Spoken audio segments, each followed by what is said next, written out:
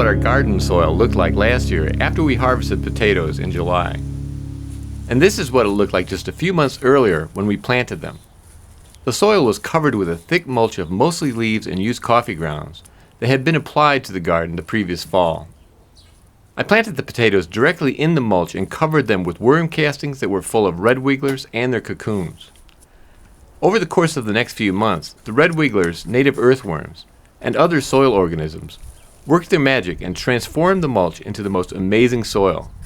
And at the same time, we grew a very nice crop of potatoes.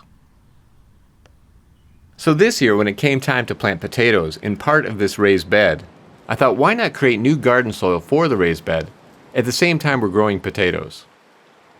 I started by filling the bed with about 6 inches of leaves and used coffee grounds that had been sitting out in the garden all winter.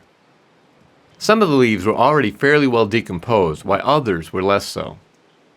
I also harvested worm castings that were loaded with red wigglers and their cocoons. I planted 3 varieties of potatoes: red, Yukon Gold, and russet.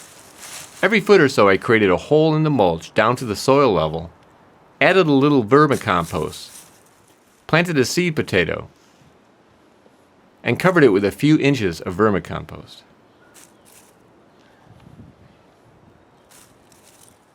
I followed this process until I ran out of seed potatoes and space in the raised bed.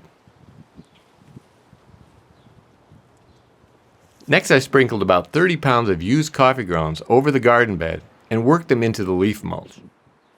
The grounds are a great food source for the red wigglers and native earthworms and contain nitrogen that will help break down the leaves.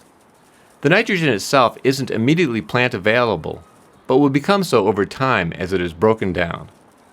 The phosphorus and potassium in the grounds are plant available, which is an added bonus. I then watered the bed with chlorine-free water.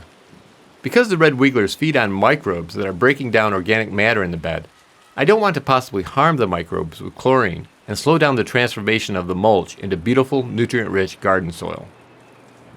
When the potato plants get to be about 6 to 12 inches tall, I'll hill them up with more leaves, used coffee grounds, vermicompost, and compost. I'll also add comfrey, grass clippings, and other green yard waste to the mulch as they become available. I'll repeat this process anytime the plants are 6 to 12 inches above the mulch. Hilling the potatoes will keep them from being exposed to light, which turns them green and toxic. Other than keeping the potatoes moderately watered and applying compost tea once per week, I just have to wait for a few months.